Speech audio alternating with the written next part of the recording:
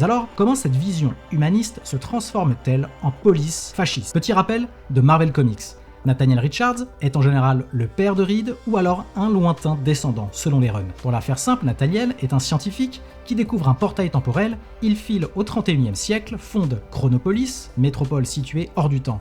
Chronopolis, c'est un hub où chaque quartier débouche sur une époque différente. Là-bas, Nathaniel rencontre l'idée qui va changer sa vie. Pour empêcher les tyrans d'époques diverses de détruire le multivers, il faut réguler le trafic temporel. C'est là que deux voies apparaissent. Première vision, réguler égale protéger, archiver et diplomatie.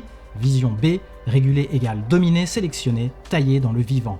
Nathaniel Richards dérive alors doucement vers une ligne dure et devient le proto-Kang, un conquérant opportuniste, mais pas encore le monstre qu'on connaîtra plus tard, aka Kang le Conquérant. Dans Loki saison 1, celui qui demeure explique avoir gagné une guerre du multivers contre ses propres variants. Or, chacun de ces variants est, d'une façon ou d'une autre, un descendant génétique multiversel ou idéologique de Nathaniel Richards. On peut donc imaginer la timeline suivante. Dans les années 60, Reed Richards crée la Future Foundation, un think tank temporel pour secourir les réalités menacées et protéger les êtres ancres, on en reparle plus tard. Au 31e siècle, Nathaniel Richards déterre ou hérite des plans de Reed, améliore sa tech, centralise tout dans Chronopolis, son but officiel étant d'éviter les paradoxes, mais il commence à dériver pour protéger et choisit quelles époques méritent d'exister ou pas. Et à la fin des temps, qui je vous le rappelle n'est ni un lieu ni une époque, celui qui demeure prend le relais et tranche net. Pour gagner le multivers, il faut élaguer tout ce qui menace la timeline sacrée et lui-même. Le résultat, un TVA tel qu'on le découvre dans Loki saison 1, bureaucratie rétro, soldats anonymes, propagande. C'est donc la même technologie mais avec 3 idéologies en escalier.